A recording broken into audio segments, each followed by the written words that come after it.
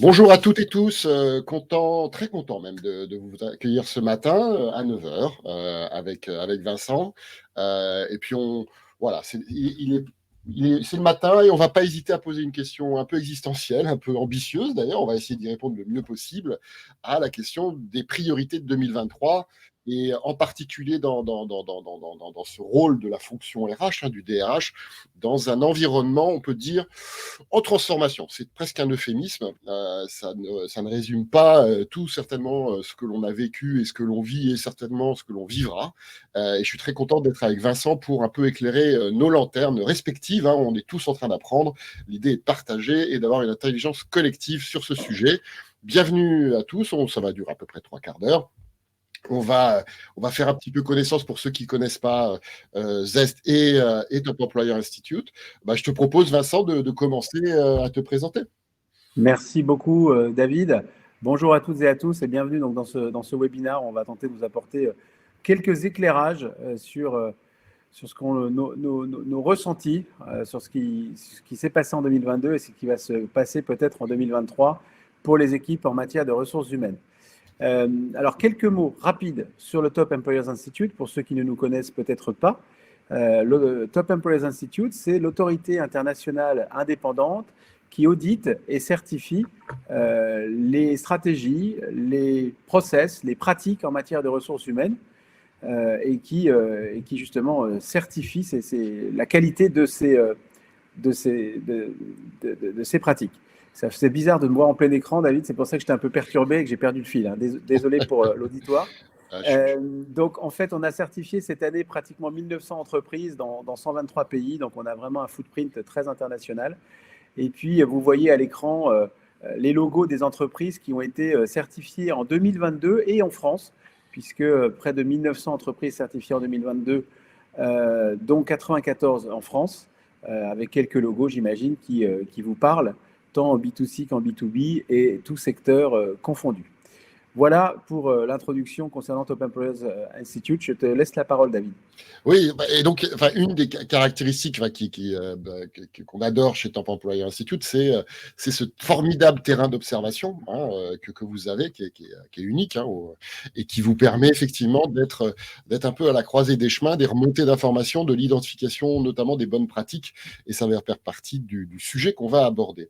Je vous présente très rapidement, pareil, Zest. Donc, Zest est une société qui est du côté logiciel. Donc, nous avons une solution qui aide concrètement les managers et les RH dans leurs entreprises à la rendre plus performante en prenant en compte ce qui semble quand même un peu essentiel, qu'elle est très humaine et donc il y a une dimension de l'humain dans l'organisation sur lequel on doit apporter des réponses très opérationnelles, en particulier pour les managers et les RH. C'est ce qu'on fait depuis Paris et Biarritz. On a un petit peu moins d'entreprises, mais on en a quand même 250 avec des secteurs très différents. Et là aussi, c'est un peu l'idée d'aujourd'hui, c'est de vous faire partager ces retours d'expérience, ces avancées que l'on constate avec ces entreprises. Alors, comme caractéristique d'avoir choisi d'utiliser Zest, donc c'est déjà un signal que peut-être elles sont avancées, elles sont matures sur la thématique de l'humain dans leur organisation. Sans s'attendre, un peu le plan de notre webinaire de ce matin. Donc, un petit retour sur les tendances RH et notamment Vincent va revenir un petit peu va faire le service après-vente de ce qui avait été identifié il y a quelques mois par toi et tes équipes sur le 2022. On est en octobre. Est-ce qu'il y a des choses qui sont intéressantes à regarder avec un rétroviseur d'une année pas encore complètement finie mais bien avancée? On va de manière totalement arbitraire, mais avec beaucoup d'empathie par rapport à la question de quoi faire en 2023, identifier les bonnes pratiques qui nous semblent à retenir par rapport à ce qu'on a pu constater dans ce formidable échantillon d'entreprises, et puis esquisser un rôle, des priorités pour 2023 pour le DRH. Vincent, je te laisse faire le service après-vente donc des tendances RH 2022. Merci David. Donc vous voyez à l'écran en fait les trois tendances que nous avions identifiées. Comme tu l'expliquais très justement, David, on a vraiment un rôle d'observatoire un peu unique sur le marché des pratiques RH, puisqu'on audite toutes ces pratiques, en tout cas pour un certain nombre d'entreprises, et forcément ça nous offre la possibilité de pouvoir identifier des pratiques et de et de les formaliser, en tout cas, et d'identifier des tendances, pardon, plus que des pratiques, les pratiques aussi, bien sûr, mais des tendances et de réussir à vous les présenter. Donc, en début 2022, sur la base de nos audits qu'on avait réalisés en 2021, on avait pu, en effet, identifier 3 pratiques qu'on avait formulées de la façon suivante. Libérer le potentiel du collaborateur impliqué. Alors, derrière tout ça, c'était les notions de responsabilisation des collaborateurs et de les rendre toujours plus autonomes. Donc, les responsabiliser, c'est notamment en leur demandant leur avis sur beaucoup plus de sujets que c'était le cas par le passé, parfois même jusqu'à leur avis sur les orientations stratégiques de l'entreprise. Donc voilà, c'est source vraiment d'implication et d'engagement des collaborateurs. Il y avait le fait d'assurer l'agilité grâce au digital. On le voit bien, il n'y a pas un pan de la fonction RH qui n'est pas impacté par le digital. J'ai envie de dire pour le meilleur et pour le pire. Pour ceux qui ont suivi un peu l'actualité, il y a quelques jours, il y a une intelligence artificielle qui a quand même été nommée CEO d'une entreprise chinoise de jeux vidéo. Donc on a une entreprise dans le monde qui est donc maintenant dirigée par une intelligence artificielle. Donc voilà, donc le digital est vraiment partout et donc les RH, même dans la mobilité, dans les nominations, est impacté puisque le CEO a été nommé et c'est une intelligence artificielle. Et puis la troisième tendance qu'on avait identifiée, c'était ce qu'on avait appelé apprivoiser les nouvelles frontières du travail. Finalement, le travail hybride étant bien installé, c'était finalement quels usages on pouvait faire de ce travail hybride, quelles règles mettre en place, quels bénéfices, quelles limites aussi à ce travail hybride. Et c'était tous ces éléments-là qui étaient vraiment une tendance forte. Et ça, vous pouvez le retrouver dans un livre blanc qu'on avait édité en début d'année. Et bien sûr, les tendances 2023 seront éditées début d'année prochaine sur la base des audits que nous sommes en train de terminer actuellement. Voilà. La difficulté de ce webinaire ce matin, finalement, et c'est pour ça que j'aimerais prendre quelques précautions oratoires sur la difficulté de faire de la prospective dans un monde qui n'a jamais été aussi VUCA. C'est-à-dire qu'on dit ça chaque année, mais on a l'impression que c'est de plus en plus. On a la hausse des matières premières et de l'énergie qui enraye la reprise des secteurs déjà finalement les plus touchés par la pandémie, l'industrie, la distribution, la restauration. On l'a vu récemment avec des exemples comme Camaïeu, comme Arc International, comme Duralex. Alors pas tous dans les mêmes proportions, mais quand même. C'est finalement une poussée inflationniste qui se généralise, avec forcément un impact sur les requêtes des collaborateurs. C'est finalement quid des NAO et des clauses de revoyure qui ont pu être signées à un moment donné et qui pourront peut-être ne pas avoir lieu, comme c'est le cas aujourd'hui déjà dans certaines entreprises impactées. Et puis c'est finalement quel scénario de croissance pour 2023 ? Est-ce qu'on va être en croissance, en décroissance ? La semaine dernière, Jean-Marc Daniel, professeur à l'ESCP, économiste sur BFM Business, disait que les scénarios de croissance étaient entre moins 4 et plus 4%, sauf qu'en réalité, il fallait entendre par là, ça sera soit moins 4, soit plus 4, c'est-à-dire que sans scénario intermédiaire. Donc voilà, c'est des choses à prendre en compte. Et puis surtout, si on est à moins 4, alors quid d'un scénario de retournement du marché de l'emploi ? Est-ce qu'on sera toujours en pénurie des talents ? Voilà, donc tous ces éléments-là rendent l'exercice de ce matin périlleux, on va dire, mais on va essayer quand même de vous apporter quelques éléments d'éclairage. Ouais, périlleux, comme tu dis, mais voilà, utile, parce que ne serait-ce que de se poser des questions, chercher à apporter des réponses, ça fait partie finalement de cette intelligence dans un monde imparfait, qu'on a du mal à comprendre. Et donc, il vaut mieux le questionner, ça aide quand même à avoir des scénarios, à avoir peut-être des hypothèses par rapport à ça. Et c'est vrai qu'on est dans un monde où l'effet papillon, on va dire, a marché à plein et marchera certainement malheureusement, ou on va dire, pour des mauvaises et des bonnes raisons, plus souvent à fond, c'est-à-dire avec une propagation mondiale de phénomènes, et puis un enchaînement de cause à effet qui peut partir d'un problème, on va dire, très spécifique à des choses qui vont toucher l'organisation du travail, la négociation salariale, comme tu l'évoquais tout à l'heure, dans votre entreprise.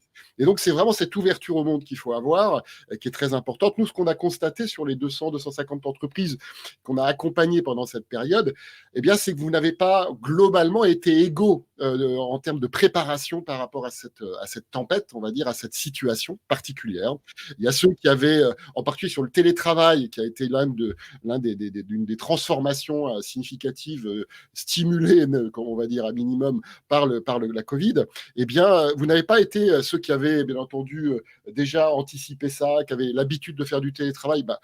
ont quelque part géré ça normalement, puisque c'était quelque part business as usual pour elles. Et puis, il y a ceux qui le faisaient, mais de manière très statutaire, on va dire un peu à contre-cœur, qui avaient quand même quelques atouts pour aller vers une généralisation, eh bien, l'ont fait, mais quelque part, le management n'était peut-être pas complètement, on va dire prêt à cette généralisation. Et puis, il y a celles qui ne l'avaient pas du tout anticipé, l'avaient plutôt refusé même dans le passé. Et donc, ça me fait penser à ce concept, et c'est un peu la confirmation que je voudrais mettre en avant dans cet échange sur 2022. C'est ce que disait Taleb, donc l'auteur américain en 2012, avec un bouquin Antifragile, qui est de dire, finalement, il ne faut pas être robuste, il faut être antifragile. Et la différence entre robuste et antifragile, eh bien, robuste, c'est quelque chose qui ne bouge pas avec l'environnement, qui va quelque part se braquer contre l'environnement, et à un moment donné, ça casse. Voilà. Et l'antifragile, comme on le voit dans cette image, c'est quelque chose qui est fait de toute façon pour être secoué. Donc, si votre organisation est prête à accueillir le changement, les transformations, à accueillir la flexibilité dans l'organisation du travail, l'autonomie des collaborateurs, eh bien, ça sera quelque chose qui sera, bien entendu, de gros atouts pour passer le cap plus tard. Et en s'améliorant, c'est le concept de l'antifragile, c'est de dire non seulement on va être moins impacté, on va dire négativement, mais en plus, on va à chaque fois avoir ce réflexe organisationnel de s'améliorer pour profiter des opportunités que les transformations ne manquent pas dans l'environnement d'apporter. Voilà. Donc ça, c'est le petit message sur l'antifragile. Et peut-être en sous-titre, c'est le rôle du manager de proximité, qui a retrouvé aussi un peu des lettres de noblesse dans ce côté un peu déconcentré des prises de décision, des actions, face à une multitude de questions et de problématiques qui peuvent être différentes en fonction des pays, en fonction des métiers, en particulier dans une organisation. Ce qu'on vous propose maintenant, c'est rapidement de sortir un peu du lot parmi tout ce qui a été fait, toutes les pratiques qui ont eu lieu. Alors certaines, vous verrez, ne sont pas forcément totalement nouvelles, mais elles ont été, on va dire, validées par la situation de 2022. Et comme on se l'est dit quelque part avec Vincent, cette situation va perdurer. C'est cette constance et cet axe de cet environnement à l'incertitude, on va dire, plus importante, aux transformations plus importantes, à des mouvements sociétaux qui sont significatifs, qu'il faut prendre en compte, et bien entendu, aux attentes des talents qui sont de plus en plus, on va dire, avec une acuité calée à ce contexte. On parlait de télétravail, vous avez plus de 50% de chances que les collaborateurs aient envie de partir ou l'intention de partir si vous n'êtes pas flexible par rapport à leurs attentes sur le télétravail. Voilà, qu'ils le veulent faire beaucoup ou pas beaucoup. S'il n'y a pas cette réception flexible, eh bien, vous avez 50% de plus de chances de les voir partir. Ce qui est quand même assez incroyable, et je ne sais pas, c'était, on va dire, une règle du jeu qui était existante en 2018. Voilà, je pense que maintenant, c'est un autre monde. Alors, première bonne pratique qui a retenu notre attention côté Zest, bien entendu, au travers du prisme des choses que l'on fait avec l'ensemble de nos clients, c'est ce côté que j'appellerais management pulse, donc la prise de pouls managériale. La crise, tout cet environnement mouvant a un impact sur le corps social qui est votre entreprise, sur vos collaborateurs. Vous allez faire beaucoup de choses qui vont éventuellement nécessiter leur adhésion, leur implication, leur compréhension aussi. Et donc, il y a une espèce de prise directe qu'il faut mettre en place au niveau de l'entreprise, du management d'entreprise, avec l'ensemble de son organisation, qu'elle soit à 50 mètres ou qu'elle soit à 12 000 kilomètres. Donc, c'est vraiment quelque chose qui est important, et la fréquence de cette prise de contact, de pouls, eh bien, elle doit être beaucoup plus importante. On le voit, le monde change trop vite. Il faut passer en mode un peu vidéo qu'en mode plutôt photo, du baromètre social, où on va faire une analyse très, très poussée, très structurelle et quelque part long-termiste par rapport à ces informations qui vont éclairer la lanterne et sortir du brouillard le management dans ce contexte très mouvant. Et donc, cette prise de pouls, elle a comme autre caractéristique de ce que l'on constate, c'est de ne plus être que des sujets RH, c'est aussi d'intégrer des sujets business. C'est par exemple le fait, bien entendu, de de poser la question aux collaborateurs de leur état d'esprit, hein, de leur humeur au travail, de leur engagement, et de voir s'il y a des impacts positifs des actions qui ont été faites pour améliorer l'expérience collaborateur, par exemple. Et c'est aussi, par exemple, la confiance dans l'atteinte des objectifs, leur niveau d'information sur un projet de transformation X qui est clé pour l'entreprise, par exemple. Et tout ceci en 4-6 questions, plutôt mensuelles, parfois trimestrielles, en fonction des... Et l'autre élément qui est important, c'est que c'est un outil de management. C'est pas un outil de discussion, on va dire, avec des partenaires sociaux ou de diagnostic très approfondi pour des plans d'action très, très long terme. C'est du pilotage, on va dire, à vue, presque. Voilà. Et on le sait que quand on fait de la navigation, eh bien, il y a ces 2 niveaux de pilotage. Et là, c'est exactement ce pilotage à vue où vous allez pouvoir bien comprendre et réagir très rapidement. Et donc, il faut que ça soit intégré à un rituel managérial d'équipe et de pilotage des plans d'action. Donc ça, on le voit vraiment se propager. Et ça peut être assez localisé, éventuellement. Des pays peuvent faire des choses différentes, par exemple, dans une entreprise. Donc ça, c'était une première bonne pratique, cette capacité à déployer chez vous des dispositifs d'écoute qui vous permettent finalement de naviguer dans le très humain de votre organisation, mais de manière très court terme, avec des prises d'informations rapides, hein, des sondes rapides pour pouvoir justement très vite agir si c'est nécessaire. Alors moi, je vais reprendre le lead pour vous parler en fait d'une pratique qui vraiment a pris de l'ampleur, c'est le offboarding. Pourquoi le offboarding? Parce que d'une part, il y a un taux de turnover qui, avec la guerre des talents, est en train d'augmenter de façon considérable, une mobilité de plus en plus forte des équipes qui sont prêtes effectivement à quitter l'entreprise. Et donc, aujourd'hui, c'est une pratique qui prend de l'ampleur, qui n'est pas encore totalement généralisée, mais qui en tout cas se structure. Et aujourd'hui, vous avez, dans les entreprises qu'on a certifiées Top Employer cette année en France, il y en a 75% qui ont structuré véritablement cette pratique, qui l'ont vraiment formalisée. Alors, pourquoi s'intéresser au offboarding? Alors, il y a plein de raisons pour cela. Déjà parce que c'est un excellent moyen de tenter de conserver un collaborateur qui est sur le départ, parce que dans le processus d'offboarding, il peut s'apercevoir, on peut l'aider à s'apercevoir que finalement l'herbe n'est pas forcément plus verte ailleurs, et si on avait envie de le garder, potentiellement se donner une chance supplémentaire de le garder, notamment lorsqu'il s'agit d'un cas de départ regretté. C'est aussi évidemment une excellente occasion de soigner l'image de l'entreprise et faire du futur ex-collaborateur un ambassadeur de l'entreprise, un futur client, une capacité plus tard à coopter finalement. C'est aussi une capacité qu'on pourrait avoir à recruter à nouveau ce collaborateur avec, comme vous le savez, cette fameuse tendance des salariés boomerang qui se disent que finalement, pourquoi ne pas revenir dans l'entreprise que j'ai quittée en bon terme, dans laquelle j'ai d'excellents souvenirs, qui m'a fait progresser, mais qui, à un moment donné, que j'ai quitté parce qu'elle ne m'offrait plus les opportunités adéquates à un moment précis de mon parcours professionnel. C'est aussi évidemment d'un point de vue très opérationnel, s'assurer d'un transfert optimal des dossiers auprès des équipes, hein, d'un point de vue effectivement opérationnel, performance d'équipe. Et puis, alors ça c'est nouveau, j'en discutais récemment avec une DRH, c'est aussi un moyen d'éviter la confusion entre salariés et anciens salariés. Et j'en veux pour preuve cette DRH qui m'expliquait qu'elle avait organisé un team building avec une partie des équipes de son entreprise et qui avait vu son team building squatté en fait par des anciens collaborateurs parce qu'ils avaient l'impression de toujours encore un peu faire partie de l'entreprise, de la famille, et par la qualité des liens qui avaient été noués, avait dit mais pourquoi on ne participe pas à ce team building? Donc le onboarding permet aussi peut-être de couper ce lien et d'expliquer aux équipes, notamment à ces jeunes générations qui voient l'entreprise avec des frontières peut-être un peu plus mouvantes que ce qu'elle a vraiment, de couper les ponts. Alors, il y a une vraie prise de conscience dans le offboarding, de comprendre les motifs. Il ne s'agit pas seulement de cocher une case dans un questionnaire, mais de comprendre les motifs de départ et puis d'utiliser finalement ensuite cette data pour pratiquer des analyses beaucoup plus pertinentes et essayer de faire changer les choses en interne suite à des échanges justement avec les collaborateurs qui s'en vont. Donc les trames d'entretien de départ sont beaucoup plus approfondies. On va y intégrer notamment des questions sur tout ce qui est diversité et inclusion.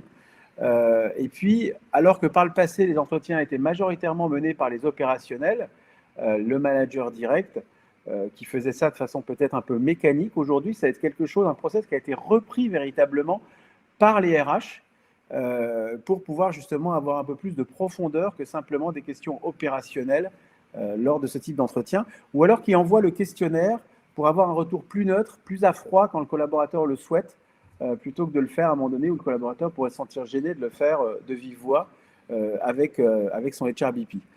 Donc, rapidement, quelques bonnes pratiques. D'une part, ça peut être la mise en place d'une plateforme dédiée au offboarding, qui permet notamment aux collaborateurs d'y retrouver toutes les informations utiles concernant son offboarding. Quand je dis toutes les informations utiles, il y a des aspects administratifs, il y a des aspects liés à l'aspect solde de tout compte, remise de son matériel, mais tous les autres aspects qui vont autour, notamment, pourquoi pas, l'accès justement à des clubs d'anciens collaborateurs, pour bien séparer encore une fois les collaborateurs et les anciens, si on repense au team building, l'exemple du team building tout à l'heure. C'est tous ces éléments-là qui vont permettre aux collaborateurs, tout comme il a pu être onboardé d'une certaine façon, d'être offboardé par une plateforme dédiée. Et puis ensuite, c'est cette fameuse, justement, notamment création de communautés d'anciens, où certaines entreprises que nous avons certifiées cette année ont notamment mis en place des communautés d'anciens, mais pas seulement finalement sur des collaborateurs en CDI, mais aussi sur des anciens CDI, voire des alternants, et qui vont alimenter finalement par des newsletters, par des appels de courtoisie, pour continuer finalement à garder ce lien et à tisser ce lien avec une communauté et un pipeline potentiel de talents pour l'avenir. Et puis après, ça peut même aller plus loin, et là, je peux citer cette entreprise parce qu'ils en parlent régulièrement. Entreprise que nous avons certifiée aussi, c'est Framatome, dans le domaine du nucléaire, qui garde le contact finalement avec ses sachants, et ces sachants aujourd'hui, c'est malheureusement pour eux, majoritairement des gens qui sont partis à la retraite, à travers une communauté en ligne, et où ils sont même capables de proposer finalement des missions de conseil à ces jeunes retraités pour les accompagner sur des métiers très très spécifiques, donc là où la compétence est susceptible de se perdre à un moment donné. Voilà en ce qui concerne le offboarding. David, je te redonne la main pour une troisième bonne pratique. Ouais, merci. Et effectivement, ce que tu mets un peu en avant, c'est ce côté des pratiques qui sont dans un contexte qui vont prendre beaucoup plus d'importance, bien évidemment, avec ce qu'on a appelé la grande démission. Bon, voilà, en tout cas, il y a un taux de départ qui s'est accéléré, et donc il faut quelque part remettre sur l'établi des pratiques. L'offboarding n'est pas une révolution en soi, hein, c'est quelque chose qui existe depuis longtemps en termes de pratiques. Vous l'avez certainement mis en place, mais il y a une exigence quelque part de performance, d'efficacité qui et une criticité quelque part à prendre en compte suite à cette année 2022, comme tu viens très bien de le présenter. C'est un peu la même chose quelque part par rapport à la gestion de la performance, gestion des objectifs. Rien de révolutionnaire, enfin de totalement nouveau, hein. Mais par contre, la manière dont on va le traiter va être différente. Et là, c'est un petit peu un des sujets, on va dire, un peu clés que l'on voit depuis plusieurs années, un peu se peaufiner. Et là, on a vu en 2022 l'émergence de quelque chose qui manquait peut-être pour vraiment faire une transformation de la gestion de la performance dans les entreprises. Donc, bien sûr, premièrement, il y a la remise en cause du cycle managérial basé sur un rendez-vous unique, annuel, peut-être biannuel dans les meilleurs des cas, avec son manager pour parler des objectifs, de faire l'évaluation, de faire éventuellement des adaptations. Donc ça, c'est cette pratique-là qu'on sent que dans un monde, voilà, depuis quelques années déjà, qui change, où les plans de l'entreprise, les priorités, les contextes, voilà, si vous êtes en pénurie de main-d'œuvre, ou si vous ne l'êtes pas, si vous êtes en inflation de matières premières ou pas. Enfin, forcément, il y a des métiers qui vont être, comme tu l'as dit tout à l'heure en introduction, particulièrement touchés, et les plans de l'entreprise seront très différents. Et donc, il faut pouvoir adapter ça pour que tout le monde soit aligné et développe une performance. C'est d'ailleurs ce qu'a fait l'entreprise Célio dans la distribution dans le vêtement d'homme. Eh bien, ils ont complètement réinventé, ou en tout cas disrupté la manière de faire l'entretien annuel dans cette entreprise, y compris au niveau des magasins. Et donc, ils sont passés d'un seul rituel à 3 rituels, donc à un rythme plus important, avec des rituels beaucoup plus modernes. Je vous invite d'ailleurs, et ça sera un des messages, à assister au futur webinaire où Célio témoignera de ça.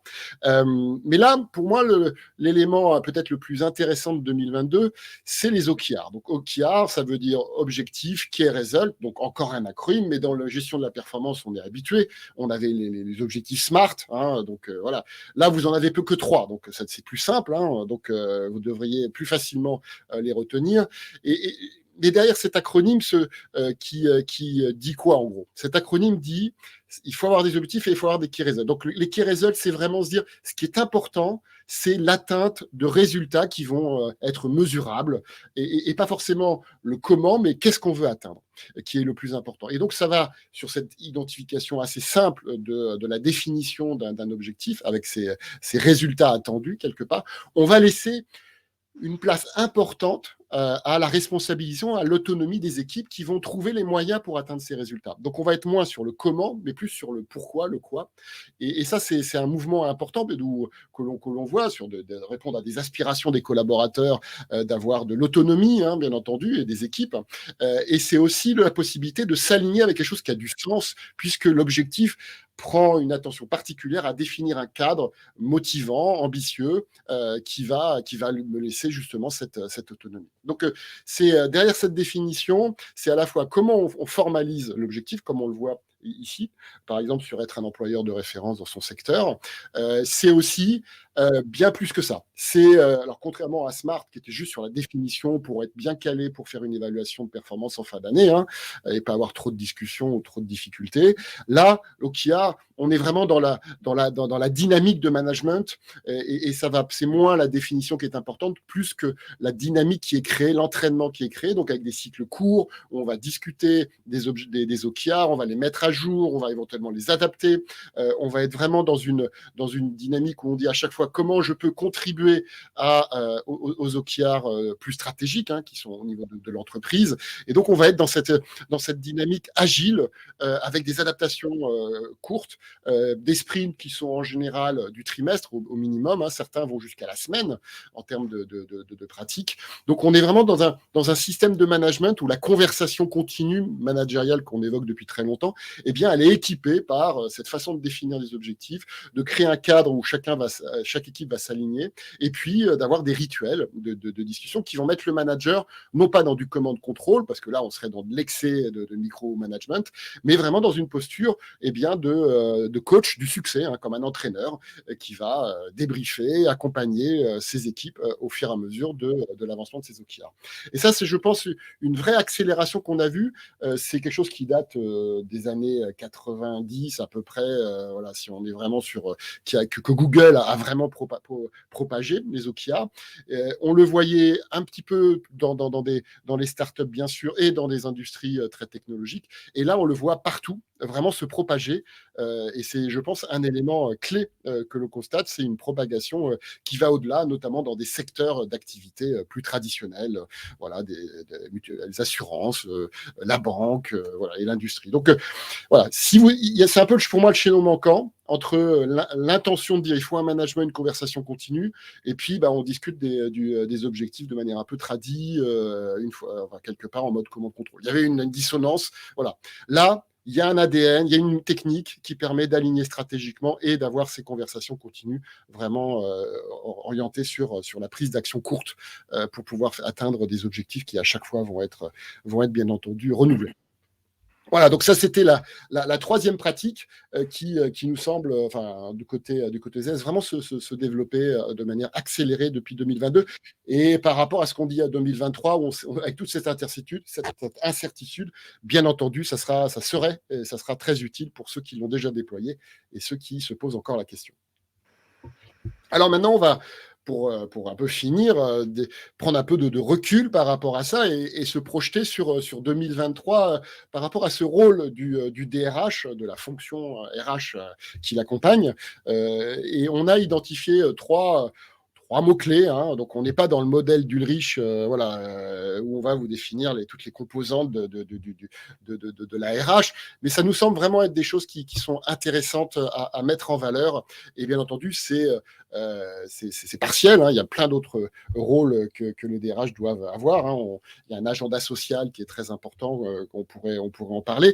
Là, on va continuer dans cette dynamique finalement de s'adapter au monde qui change et qui n'a pas fini, voire qui va avoir des changements accélérés. Vincent, est-ce que tu peux nous donner de ton point de vue? Oui, alors effectivement, enfin, déjà, je trouve ça très bien que ce soit écrit facilitateur des changements et pas du changement.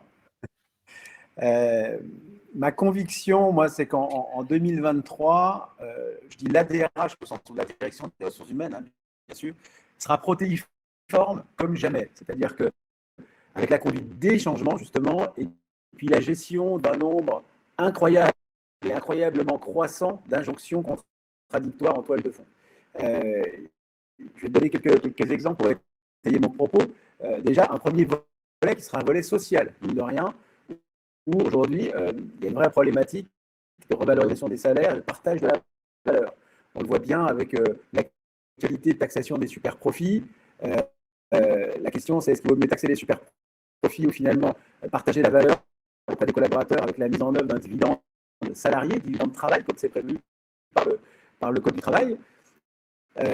En sachant que, bien sûr, attention, quand même, garder à l'esprit que toutes les entreprises ne peuvent pas se le permettre. J'ai un problème de micro. Ouais, mais là, ça a l'air de revenir, vas-y. Alors, est-ce que c'est mieux? Ouais, c'est mieux. Beaucoup mieux, peut-être ouais. que c'est parce que j'étais en mute, je sais pas. Peut-être un effet papillon. Je sais pas. L'effet papillon, effectivement. Je vois que les gens sont en train de mettre des commentaires. Le son est très mauvais encore. Là, Pour c'est mieux, reprendre sur la Vincent. transformation. Ouais. Problème de réseau, d'accord. Alors, c'est possible que j'ai un problème de réseau. Tac, tac, tac. Mais là, ça marche. Vas-y, n'hésite pas. Là, ça marche? Ok. Bon. Bon, je vais essayer de reprendre. C'est mieux. Ok, merci. Super. Merci pour vos commentaires. Donc là, oui, donc le volet social, donc avec cet aspect revalorisation donc des salaires et partage de la valeur, tout le monde parle aujourd'hui de taxation des super profits, mais finalement, est-ce qu'il vaut mieux pas, au lieu de taxer toujours davantage nos entreprises, essayer de repartager la valeur différemment auprès des collaborateurs et auprès du corps social? Et en plus, ça tombe bien parce que justement, il y a plein de dispositifs en dehors de l'intéressement et de la participation, notamment le Code de travail prévoit quelque chose de génial dont on entend assez rarement parler, qui est le dividende de travail ou dividende salarié. Et pourquoi pas, en effet, ne pas avoir que des dividendes actionnaires, mais des dividendes salariés. L'inconvénient, malheureusement, et ça c'est la première injonction contradictoire, c'est que toutes les entreprises ne pourront pas se le permettre. Je vous citais tout à l'heure certaines entreprises, alors je ne parle même plus d'un Camaïeu évidemment, mais d'entreprises comme Arc ou Duralex qui sont, compte tenu du renchérissement du prix notamment de l'énergie, dans des situations très très compliquées. Et peut-être que certaines, en parallèle finalement de toujours la guerre des talents, devront peut-être quand même prévoir des PSE sur certains métiers, surtout si on a un scénario à moins 4%, comme je l'évoquais tout à l'heure. Donc ça, c'était le volet social. Ensuite, il y a un volet recrutement. On l'a évoqué, c'est comment faire face à cette grande mobilité actuelle et à cette pénurie des talents. Une des réponses, c'est d'innover sur le profil, sur le type de profil de personnes à recruter. Et typiquement, hier, j'étais dans un événement où j'entendais quelqu'un qui disait que pour des profils de commerciaux dans le domaine de l'agroalimentaire, une entreprise était allée chercher des caissières de supermarché parce que finalement, qui mieux qu'une caissière a des capacités de résilience à travailler toute la journée comme elles le font et à supporter, on va dire, les agressions verbales, etc. Il y a également le fait qu'elles ont une empathie parce qu'elles sont capables de s'occuper à la fois de clients, personnes âgées et d'enfants qui viennent acheter leurs bonbons et puis qui connaissent bien le marché de l'agroalimentaire en France. Donc, c'est comment recruter ces personnes-là dont le métier va peut-être disparaître pour les former et les accompagner. En l'occurrence, cette entreprise le fait pendant 3 mois. Et aujourd'hui, ce sont ces profils qui sont les meilleurs commerciaux de l'entreprise. Donc ça, c'est intéressant de se dire, c'est d'innover sur le type de profil à recruter. Et puis, c'est aussi, dans le volet recrutement, d'accepter et de gérer l'hybridation, ce que j'appelle l'hybridation du contrat de travail. On parle beaucoup de travail hybride, mais d'hybridation du contrat de travail, c'est-à-dire finalement le fait d'accepter qu'on a deux mondes qui cohabitent dans l'entreprise, les salariés et les freelances, et comment on gère tout ça, puisque quand on forme les salariés, on se doit aussi à un moment donné de former les freelances s'ils sont sur le même type de métier, même s'ils sont extérieurs à l'entreprise, donc avec toutes les difficultés que ça comporte. On est aussi sur un volet engagement des salariés, et j'imagine que tu auras des choses à dire aussi là-dessus de la part de Zest, forcément. Les salariés français, et ça tout le monde le sait, sont les moins engagés. Hein, les baromètres Gallup sur l'engagement le disent régulièrement. On stagne lamentablement à 6% des salariés français qui sont engagés, contre 9% au Royaume-Uni, en Espagne, 16% en Allemagne, et puis 33% aux États-Unis. Donc, ce qui aussi explique le fameux quiet quitting, donc la démission silencieuse. avec un désengagement progressif des équipes et qui peut être, à mon sens, beaucoup plus réaliste que la grande démission dont on parle. Je pense qu'en France, on va beaucoup plus souffrir de cette démission silencieuse que de la grande démission. Et un des moyens de l'éviter, c'est, bon gré, mal gré, de faire en sorte que les équipes reviennent un peu plus au bureau. Mais finalement, comment doser finalement sous ce travail à distance et ce travail au bureau, alors qu'il y a une demande croissante parmi notamment la jeune génération qui, eux, se verraient bien travailler à 80% ou à 100% en télétravail. Donc comment réussir à gérer tout ça? Et puis, sur cet aspect engagement, également un élément que je trouve important, que je vois de plus et qui me semble concerning, on va dire, voilà, vraiment quelque chose de préoccupant, voilà. C'est l'implication de la DRH de plus en plus importante dans les initiatives RSE, et ça, c'est très bien, parce qu'aujourd'hui, beaucoup de DRH, justement, cumulent les postes avec notamment la RSE, donc ça, c'est plutôt l'excellent volet. Notamment, on a le retour en grâce du mécénat de compétences avec l'accompagnement dans l'engagement associatif des collaborateurs, qui sont généralement très demandeurs de ça. Mais en parallèle de ça, on peut commencer de voir certains effets de bord involontaires des démarches RSE, notamment je pense aux démarches diversité et inclusion, qui peuvent parfois mener au développement de clivages dans les entreprises, voire d'exclusion, c'est-à-dire exactement l'inverse que c'est censé produire. Je pense à deux exemples notamment. C'est des prises de position sociétales de l'entreprise. On a pu le voir lors de la campagne présidentielle où des CEO s'engagent pour un ou une candidate. Ce sont des prises de position géopolitiques. Je ne vais pas dire pour ou contre la guerre en Ukraine, mais pour ou contre le fait qu'il y ait des sanctions et est-ce qu'on va retirer nos équipes ou pas. Et finalement, en prenant ce type de position-là, c'est finalement est-ce que les entreprises qui s'engagent dans un sens vont satisfaire certaines personnes, certains collaborateurs, mais est-ce qu'ils sont prêts à se passer de certains salariés qui finalement ne se retrouvent pas dans ce type de discours-là? Donc ça, c'est un premier effet de bord. Est-ce que ça ne peut pas conduire à l'exclusion et finalement au départ de certaines populations qu'on n'aurait pas voulu voir partir? Et puis parfois des démarches qui peuvent parfois être trop centrées sur certaines populations, avec des aspects parfois même de discrimination positive. Et donc là, on essaye d'être inclusif en disant, bah, tiens, on va favoriser cette année, la priorité, ça va être, dans les minorités, ça va être le handicap. Mais en favorisant le handicap, est-ce qu'on n'exclut pas finalement les LGBT, etc., etc., etc. Et ça peut être sans fin. Et donc toutes ces initiatives qui, encore une fois, partent d'une bonne intention, peuvent parfois arriver et produire l'inverse de ce qu'elles auraient envie de produire. Et donc tout ça fait en sorte qu'encore une fois, eh bien, il va falloir gérer tous ces éléments-là en même temps. Et puis je peux vous donner un petit volet bonus. Le petit volet bonus, c'est et si le gouvernement nous parlait de confinement énergétique en disant on ferme tous les bureaux et les grandes tours et les grands bureaux allumés et on laisse les gens chez eux, parce que quitte à ce qu'ils chauffent chez eux, je ne chauffe pas beaucoup, vous voyez bien que mon petit pull à moi là ce matin, mais finalement, les gens, voilà, pourquoi on ne garde pas les collaborateurs en télétravail plutôt que de les faire venir au bureau pour faire en sorte d'éviter de chauffer à deux endroits en même temps? Donc ça, il faudra le gérer aussi, si ça devait être le cas. Pour ceux qui suivent l'actualité, le gouvernement y pense en ce qui concerne les agents de l'État. Donc s'ils commencent déjà à y penser pour les agents de l'État, est-ce qu'ils ne vont pas demander aux entreprises du privé de le faire aussi? Donc tout ça fait en sorte qu'à un moment donné, le rôle du DRH, je ne sais pas si vous connaissez le jeu des assiettes chinoises, où on a une assiette qui tourne au bout d'un bâton comme ça, et je pense que le DRH qui a toujours eu un peu ceci à faire, à essayer de tenir le volet social, le volet engagement, le volet développement, etc., et faire tourner toutes les assiettes en même temps. Le problème, c'est qu'il y a de plus en plus de bâtons et d'assiettes à faire tourner en même temps. Donc, il va y avoir beaucoup de challenges très, très intéressants pour les DRH en 2023. Donc, ouais, voilà, comme tu dis, c'est pas nouveau, mais le nombre de bâtons et peut-être la vitesse à laquelle il s'ajoute va être de plus en plus important. Alors, pour compléter, alors pas prendre le contrepoint, mais pour compléter, j'ai envie de dire, pour 2023, il y a un côté back to basic au sens le DRH au service du business. Voilà. C'est un peu l'angle que j'ai envie de mettre en avant. On l'a vu, les situations sont compliquées. Et pour revenir sur l'engagement, il n'y a pas de bien-être sans bien faire et sans succès quelque part, ou en tout cas un certain niveau de résilience de l'entreprise. Si vous êtes dans une situation difficile en termes de business, les gens vont avoir tendance à partir, surtout les meilleurs, etc. etc.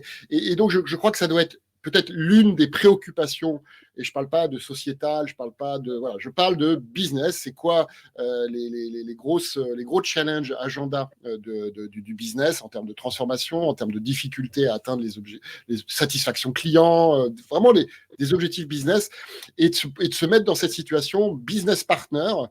Et clairement, quand on fait de l'entretien annuel, on n'est pas dans une logique de business partner. Quand on fait les entretiens professionnels et qu'on se focalise ou qu'on se contente de ça pour traiter quelque part le développement de l'employabilité, on n'est pas tout à fait business partner. On est employee partner, on est compliance, oui, mais on n'est pas dans cette logique. Donc peut-être de réviser un peu toutes ces assiettes qui tournent pour en sélectionner et surtout dans la manière de les adresser. C'est pour ça qu'on mettait en avant le côté facilitateur. L'idée n'est pas que vous fassiez tout en fonction RH, mais c'est vraiment de faire des partenariats. Si c'est sujet business, vous en trouverez plus facilement que si c'est sur des sujets de compliance, RH ou légal.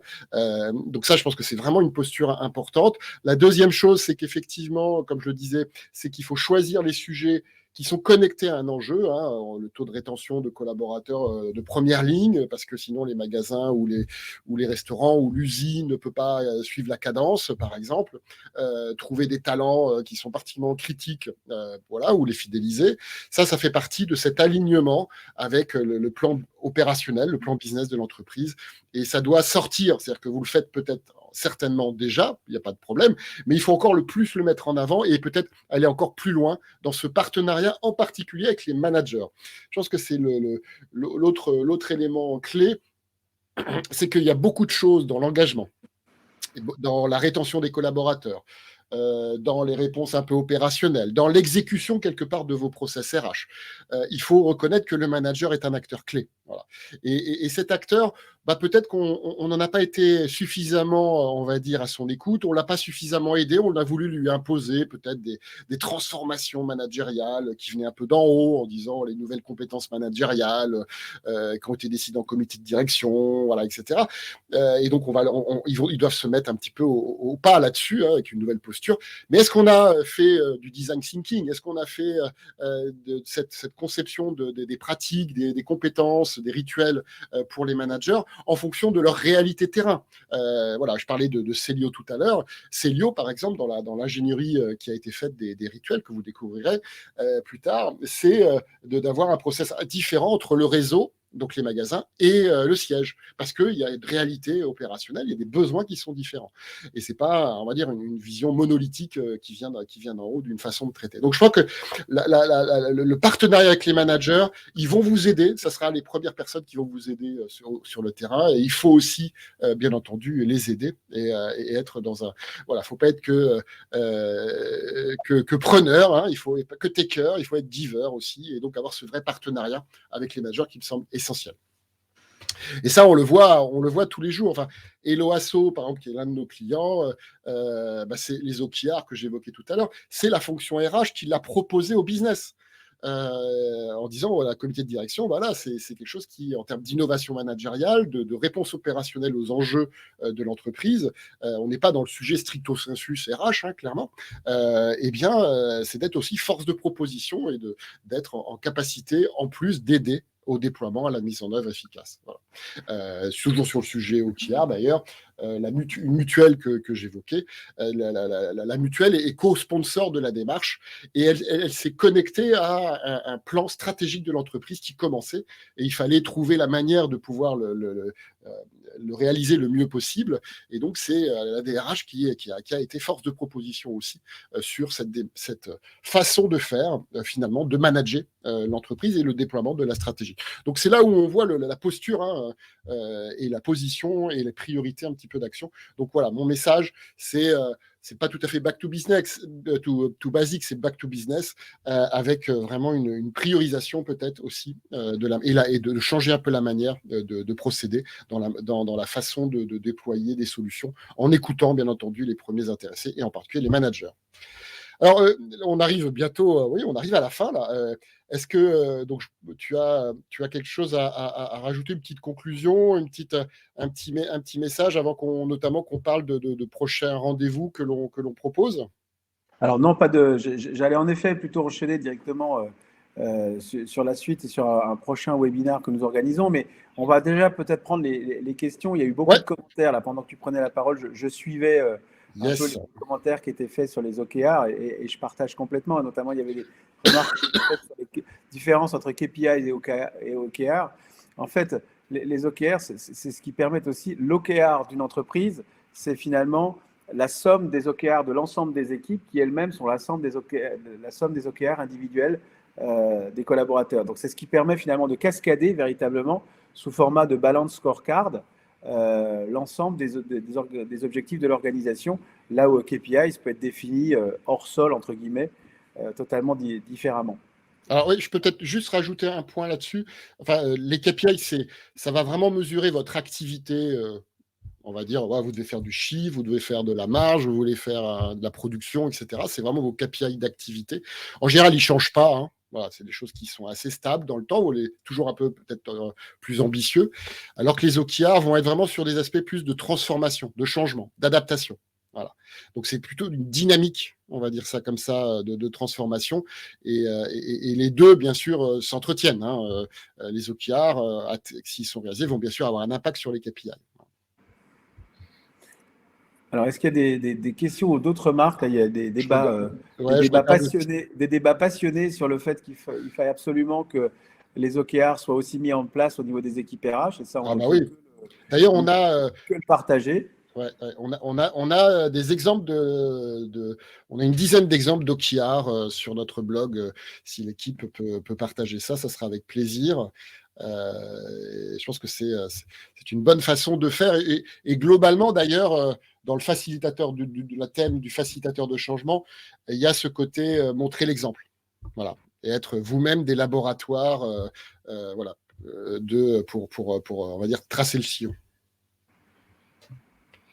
Est-ce que tu vois d'autres questions? Non, après, il y a des commentaires, des partages d'expérience, notamment sur une personne là, qui parle justement dans le dernier message du fait que l'accompagnement des managers était vraiment clé, notamment dans la prévention des risques psychosociaux, surtout après avoir traversé une période de grande transformation interne et tout ça bousculé par la pandémie là au milieu. Donc c'est clair que la santé mentale dans un cas comme ça est un enjeu fondamental potentiellement pour les entreprises. Donc, ouais. Mais alors sur la santé mentale, il y a vraiment plein de choses et on n'a pas l'ambition là, bien entendu, ni la possibilité de répondre complètement à votre question. Il y a un angle ou une réflexion que je vous partage rapidement. C'est un peu ce que je disais tout à l'heure, c'est que pour traiter un peu il faut traiter un peu certaines causes, on va dire, des problèmes, dont la santé mentale. Et certaines causes sont liées à des aspects qu'on a moins l'habitude de connecter avec ça. Et l'évolution de la QVT vers la QVCT donne déjà quand même des signaux là-dessus. C'est le bien faire. C'est le fait d'avoir une stratégie claire, le fait d'être écouté par rapport à la stratégie, le fait de se sentir responsabilisé. Et on revient sur ce sujet du management, finalement, de l'organisation. Voilà, et ça, l'entreprise est responsable de ça. C'est beaucoup plus difficile de l'être d'une pandémie, d'une guerre, d'une inflation. Voilà. Donc, c'est important de pouvoir le traiter les deux. Alors, il y a une réflexion de Magali qui dit qu'il y a 20 ans, on disait que les managers doivent être des DRH de proximité et qu'aujourd'hui, on dit que les DRH doivent être des managers comme les autres. Oui, c'est pas complètement faux. En tout cas, il y a une certaine évolution des rôles, ça c'est certain. Et d'ailleurs, j'ai jamais vraiment aimé cette citation de managers qui doivent être les DRH de proximité, parce qu'il y avait un côté, on vous déporte le côté un peu administratif de la fonction RH et de la compliance. Par contre, il faut que les managers soient les meilleurs, on va dire ça comme ça, accompagnateurs RH de leurs équipes, en proximité sur les leviers qu'ils ont. Et c'est vraiment ça. C'est pas de remplir des tartines de reporting, de faire des rituels trop importants, mais c'est de traiter les sujets de risque de départ, de motivation, d'irritants qui peuvent être résolus localement, etc. Et ça, c'est vraiment le chantier. Et c'est là où on peut aussi faire les managers un vrai levier. Et il y a beaucoup de travail à faire. Quelqu'un parlait des OKR et de la QVCT. On peut, bien entendu, développer, et certains clients l'ont fait, développer un plan, on va dire, santé au travail ou QVCT, en utilisant les OKR pour justement transformer, avoir une ambition et impliquer une multitude d'acteurs, pas seulement le réseau des personnes en charge de ces sujets-là, mais éventuellement des équipes, des organisations beaucoup plus larges.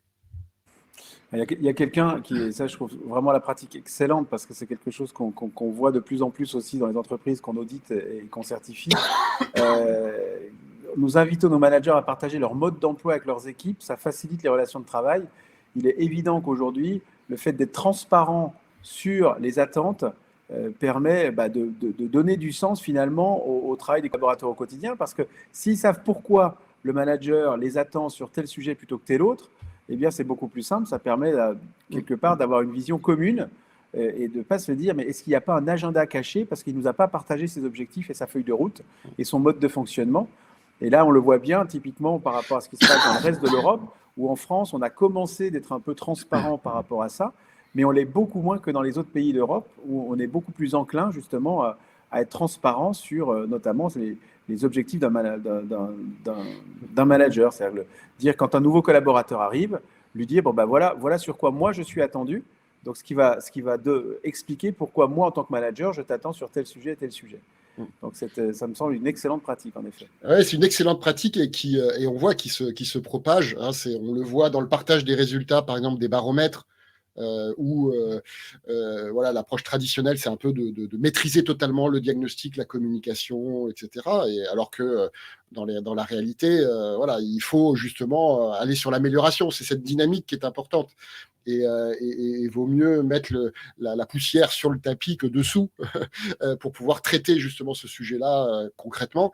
Et en plus, les managers, de plus en plus, et notamment on le voit dans les pratiques agiles, dans les pratiques un peu modernes, on va dire ça comme ça, eh bien, il y a vraiment cette notion de partage, c'est-à-dire que le manager est un coach, quelque part, n'est pas le sachant et n'est pas le seul à, quelque part, arbitrer ou apporter. Donc, il y a des moments, par exemple, de retour d'expérience, où chacun a sa voix, en fait, quelque part.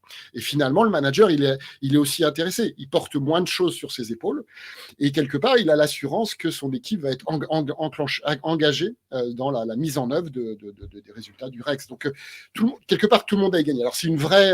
le lâcher-prise, voilà, c'est pas forcément facile à obtenir rapidement, mais quand c'est rattaché à des rituels un peu équipés sur lesquels la fonction RH, justement, peut aider, eh bien, ça va aider tout le monde, ceux qui sont naturellement à l'aise avec ça, et puis ceux qui le sont un peu moins, parce qu'ils auront un outil, ils auront un mode opérationnel, et puis quelque part, il y aura une jurisprudence, on va dire, ce ne sera pas les seuls à le faire, ce sera l'entreprise qui se mobilise par rapport à ça. Je crois que tu avais un webinar Oui, en termes d'actualité, on a l'une de nos auditrices, donc Malvina, qui échangera avec Frédéric Segui, qui est le DRH France de Manpower, sur les bonnes pratiques de Manpower, notamment en matière de parcours métier, à la fois comme outil pour attirer et d'engager les talents de demain. Donc ça, ce sera le 18 octobre prochain. Donc pour ceux que ça peut intéresser, je vous invite en effet à vous inscrire. Et ce sera au moins une facilité pour vous pour recevoir automatiquement le replay si vous n'êtes pas disponible à cette date-là. Donc je vous invite à vous inscrire, même si vous n'êtes pas forcément disponible ce jour-là, si toutefois le sujet vous intéresse. Et d'ailleurs, pour rebondir là-dessus, dans tous les baromètres que l'on fait, puisqu'on a chez nos 200 clients, la carrière est en général, dans la grande majorité des cas, l'un des axes d'engagement les moins bien notés. Voilà. Donc, je pense que c'est un vrai sujet. Et là où la fonction RH a des choses à faire, bien entendu, et c'est pas nouveau, mais il y a une acuité importante et assez structurelle, il faut le dire. On vous a partagé le lien dans le chat pour ceux que ça intéresse et pour vous faciliter la tâche. Le lien vous a été partagé dans le chat pour vous inscrire directement. De notre côté, mardi 25, alors à 11h30, hein, plutôt pour les lève-tard, non, je plaisante. Pour ceux qui, voilà, avant d'aller à la pause déjeuner, voilà, un bon apéritif intellectuel. C'est ce que j'évoquais tout à l'heure, Célio, qui a, on va dire, transformé complètement son approche des entretiens, à la fois au niveau du siège et au niveau du réseau, en utilisant Zest. Et c'est David Rodriguez, qui était l'un des acteurs clés de ce projet, qui va justement partager avec vous son retour d'expérience, ce qu'ils ont fait.